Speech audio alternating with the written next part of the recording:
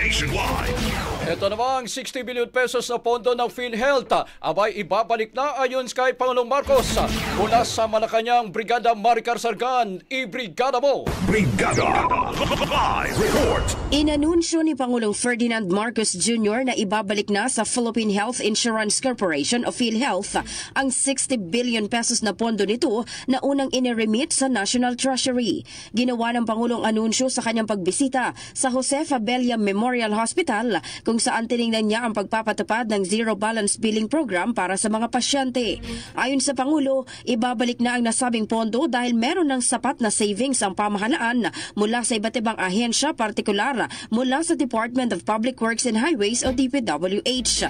Dahil dito, madaragdagan pa ang hawak na pondo ng PhilHealth sa pagbabalik ng halagang una ng inilaan ng Department of Finance para sa mga pangunahing programa sa kalusugan at social services. Tiniyak ng Malacanang na ang hakbang na ito ay makatutulong upang mas mapalakas ang mga serbisyo ng PhilHealth at matiyak na mas marami pang Pilipino ang matutulungan ng kanilang mga programa. In the heart of changing lives, ako si Brigada Maricar Sargan ng 105.1 Brigada News FM Manila, The Music News Authority. Ang bahaging ito ay hatid sa atin ng Fast Relax. Tanggal ang sakit, ora mismo.